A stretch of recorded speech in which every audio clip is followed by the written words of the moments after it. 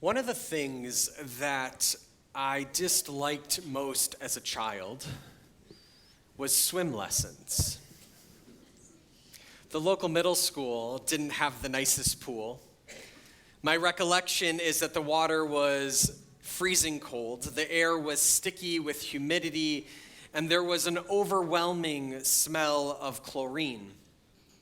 And above all, the swim instructors made me get in the water. Can you imagine? The nerve. Of course, it was my parents' fault. They had this idea that I needed to learn how to swim. And my 4-year-old self vehemently disagreed, and yet no matter the amount of attempts at kicking and screaming, swim lessons continued until I had the strength and courage to swim on my own. Turns out, my parents had the right idea. And now as a parent, I certainly know the importance of swim lessons for children. In fact, according to the Talmud, every parent has an obligation to teach their child a few specific things: Torah, values, lessons, and morals of ethical living; a craft, something that might encourage creativity and perhaps one day provide a livelihood; how to have meaningful relationships; and with great specificity, the Talmud states that a parent has an obligation to teach their child to swim. Our sages were imploring parents to find ways to teach our children what to do in precarious situations. The Talmud uses the metaphor of swimming to teach us about courage and survival. A few weeks ago, we here at BJBE had the great privilege of partnering with the Anti-Defamation League, the ADL, for a session for teenagers and their parents on the state of anti-Semitism locally and in our country. During our conversation, an important question was raised by a parent in our community. They asked, how do we teach our kids to combat anti-Semitism if we haven't experienced it ourselves on a personal level? To continue with the metaphor, how do we teach our kids to swim if we ourselves don't know how? Just the other day, in an op-ed by Bret Stephens in the New York Times entitled "The Year American Jews Woke Up," articulated why this question is so critical to this moment. Because according to the ADL, which has been tracking data associated with anti-Semitic incidents since 1979, there has been a marked increase in the statistics since October 7th. The numbers reported in the last 30 years were striking to me. In the 90s and early 2000s, the number of anti-Semitic incidents to either a person or property recorded in the United States by the ADL hovered in the relatively low amounts, from 750 at its lowest to just under 2,000 at most.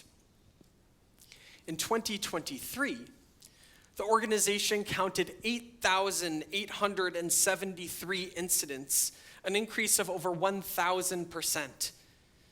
But since October 7th, over 10,000 cases of anti-Jewish harassment, vandalism, and assault have been reported.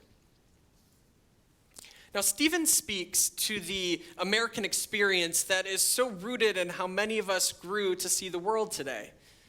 In the 1990s, he writes, Jewish America seemed indistinguishable from America itself. Yes, we had overcome discrimination in the past, particularly from the snobbish corners of the American establishment, but now we had arrived. We were Jerry Seinfeld and Cher Horowitz from Clueless, and Adam Sandler crooning his Hanukkah song on Saturday Night Live. We were Alan Greenspan, the celebrated maestro of central banking, and Rick Levin, the first Jewish president of Yale, and Nora Ephron, the country's most beloved screenwriter, and Steven Spielberg, the most acclaimed director.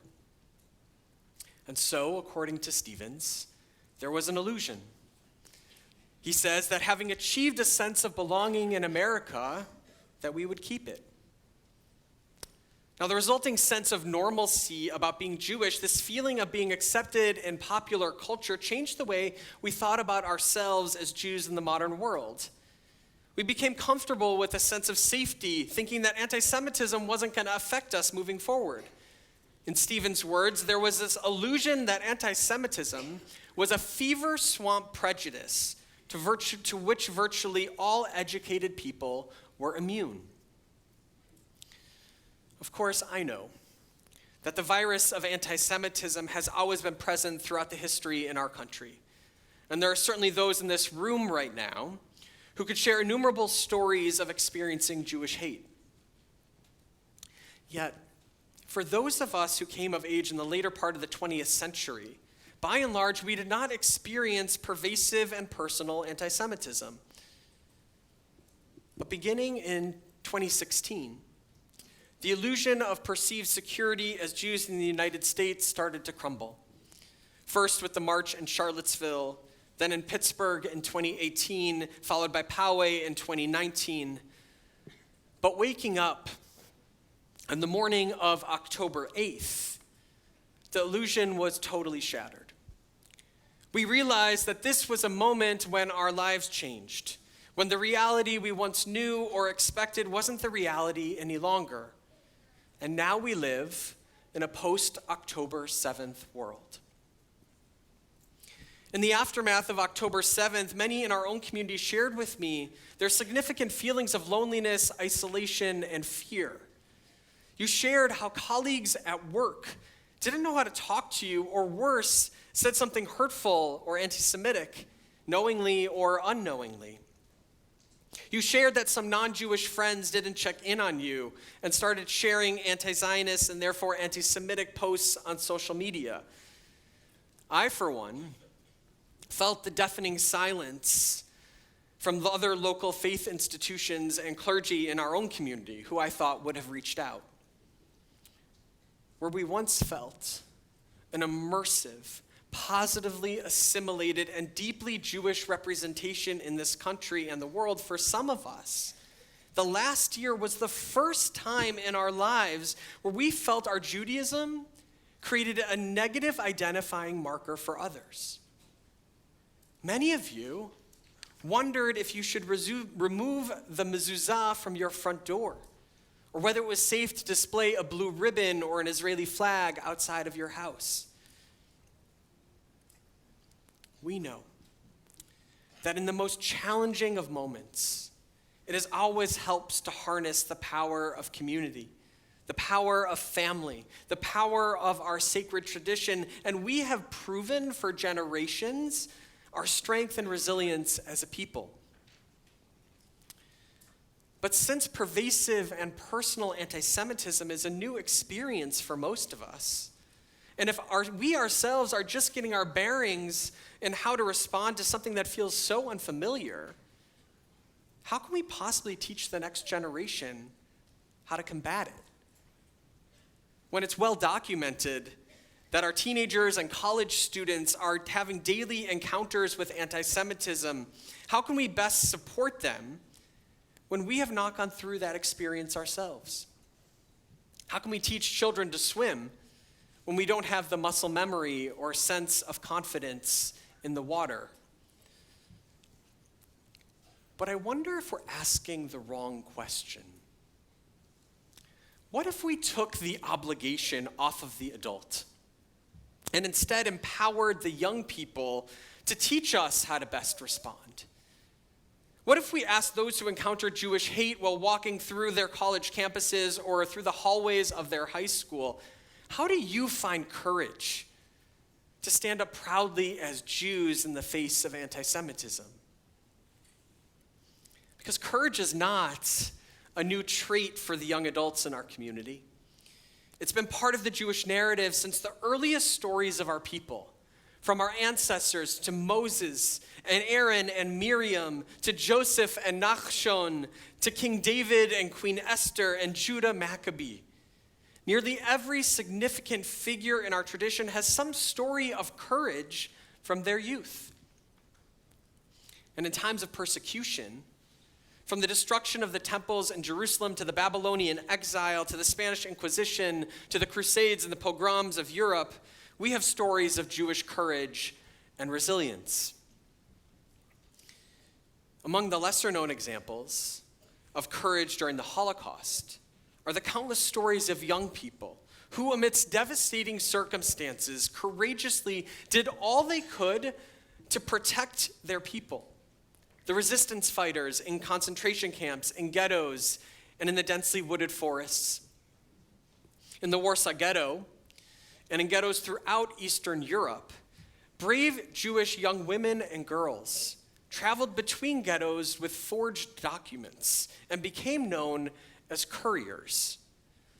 In the words of Yad Vashem project director Cheryl Ochayon, the word courier does not do them justice. They were much more than messengers. They were the first to smuggle weapons into many of the Eastern European ghettos, risking their lives to do so. They brought hope along with information to Jews who would otherwise have been cut off from the world. They are icons of heroism and courage and resistance. And then in the days, weeks, and months after October 7th, we started to hear stories of incredible strength and courage among survivors and helpers. I just received a copy of the new book, The Heroes of October 7th, with over 70 amazing stories of courage written for a children's audience.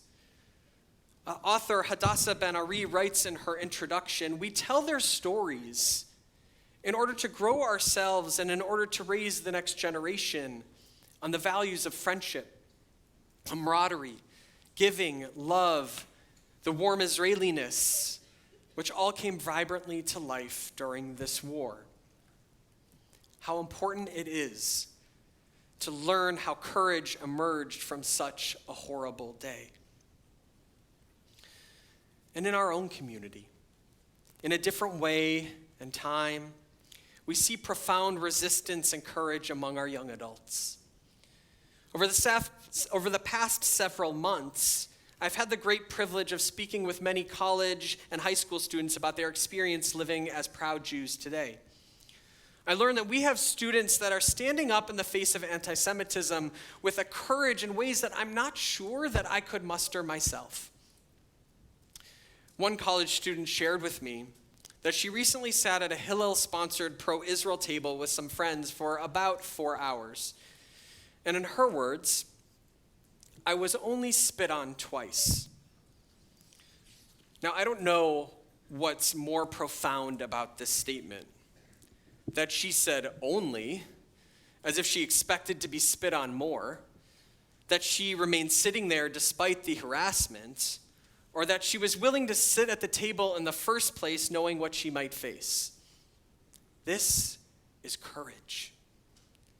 That same student sat tabling on International Women's Day, specifically informing others of the violence that Israeli women endured on October 7th. She thought, how could anyone possibly support those despicable atrocities? And yet again, people approached her in protest. And she told me that that was the moment when she realized how many people are sucked into an anti-Israel, anti-Zionism binary oppression narrative, demonstrating a deep unwillingness to learn. Perhaps the saddest aspect about the state of our campuses is that people don't want to listen or to hear anything other than what their friends and those who they follow on social media are telling them. Her courage is found in her commitment to continue to learn and to teach others regardless of the environment. Another student attending a different university reflected with me on the impact October 7th has had on his friend groups. He shared that October 7th and Israel has become part of nearly every conversation and found its way into every activity and every class. It's been especially challenging on social media. He said, "People I had gotten to be friends with post things that are against everything that I have been taught. It's difficult knowing there are people there who know who I am and my identity and are still able to wake up and post destructive content. How easy it seems for my supposed friends to disregard my pain. Despite the social pressures, the same student's Jewish pride and courage pushed him to stand publicly at campus rallies. And more locally, members of our own community in high school have been called the most vile of names for wearing a kippah or wearing a Jewish star necklace. This happens in the hallways and in academic spaces, and yet not a single young person I spoke with decided to stop wearing a kippah or another symbol of Judaism. Hate doesn't deter our students. Truly, their courage is their strength. And these stories do not even scratch the surface of the challenges of this moment. But this I do know. The determination and resilience of our students is simply extraordinary, and we have much to learn from them. Experiencing anti-Semitism, they tell me, encourages them to stand up and combat it more. Instead of diminishing Jewish pride and identity, it has strengthened their connection to Judaism and Israel. And so I asked, where does your courage come from? And what do I hear? Every single young person spoke about having grown up in a strong temple community, having attended Jewish summer camp, being part of Hillel on college campuses, and Jewish values instilled by their families. It is our communities, our families, and our sacred tradition that cultivate strength, the same things that we are supposed to impart to our youth. And how great that those things are the things that as parents we know the most about. Even if we may not have the specific skill set to combat anti-Semitism, we certainly know how to create and provide positive sacred spaces and Jewish experiences for our children. And each of us here today, those of us representing every generation, are here because we believe this. Since March of 2022, Ambassador Deborah Lipstadt has served as the United States Special Envoy to monitor and combat anti-Semitism, and has been researching and combating anti-Semitism for 30 years as a professor at Emory University. And in an article published in September of last year, she writes, "Combating anti-Semitism requires a shift in perspective. It must sprout from a positive place. We must be motivated far more by our love for the insights, wisdom, and joy embedded in Jewish culture than by the fight against those who harbor an insane hatred of it." She goes on to say, "This shapes my ultimate wish, that Jews will respond to anti-Semitism by combining a relentless push against anti-Semites with an even more energetic pull toward their tradition and all its manifestations. That they will respond by demonstrating pride in who they are and in solidarity with others facing persecution for who they are. That it will be shaped by a sincere accounting of the beauty and power and wisdom of Judaism and its values." This afternoon, during our hour of learning, we have an opportunity to hear from courageous individuals and leaders in our community. We will lift up the historic tradition of our people and learn from 4 students about the state of anti-Semitism today in high school, college, and in graduate school. And they will share how they have combated hate with Jewish pride and extraordinary courage. I hope you, students, parents, grandparents, and anyone who wants to join the conversation to combat anti-Semitism will join us at 2:30 in our sanctuary. Now, this may not be the task that we asked for, but this year has to be about holding on to courage. Courage for a future that is different, peaceful, filled with a better reality for us as Jews. How do we get there? Through community, family, and sacred traditions. We learn and we act and we advocate and we build relationships, which is exactly what our Combating Anti-Semitism Task Force has been doing for the last 2 years and will continue to deepen our work in the year ahead. And I hope you will join us because there's truly so many ways that we can take action together. Rabbi Mark Margolius from the Institute for Jewish Spirituality teaches in Deuteronomy, Moses imbues his successor Joshua with the courage to lead the people into the promised land by charging him chazak v'amatz, be strong and courageous. And each of us receives a similar charge every Jewish New Year. Psalm 27, recited throughout this season, ends with these words, chazak v'ametz libecha, be strong and strengthen your heart.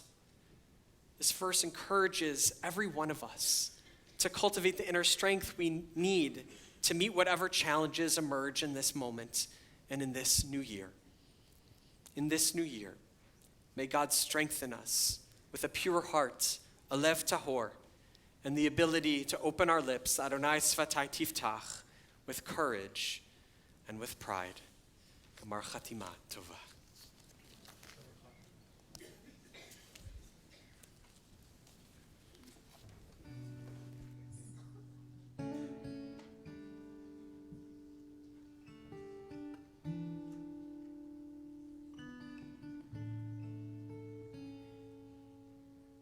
Lev Tahor, Rali Elohim, Beruach Nachon, Chadesh Bekirbi, Ala Tashlicheni Milafanecha, Beruach Kodshecha, Tikach Mimeni, Ala Tashlicheni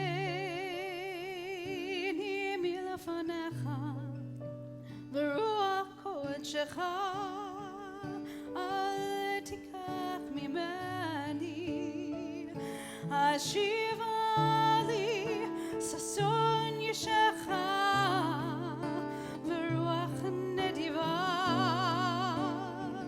תשמחני השיבה לי ששון ישך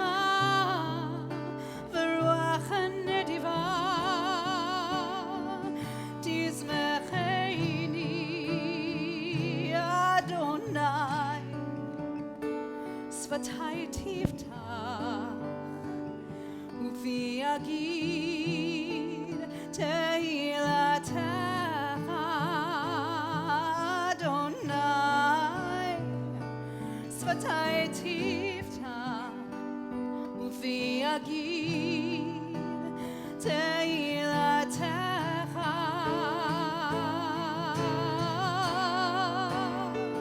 שפתי ופי יגיד תהילתך אדוני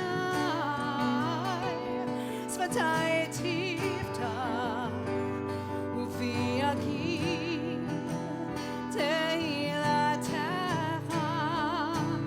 תשמיעי ששון ושמחה ברוח נדיבה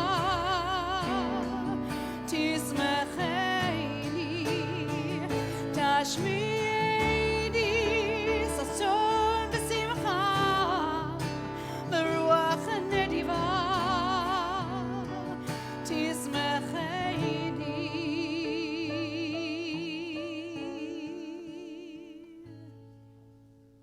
לב טהור ברא לי אלוהים ברוח נכון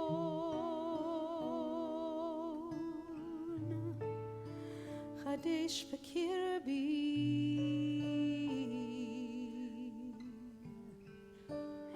ופי יגיד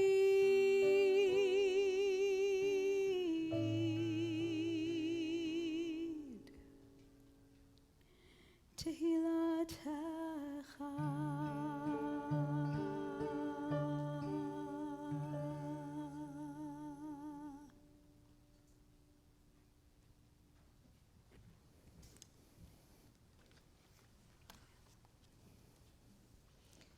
As we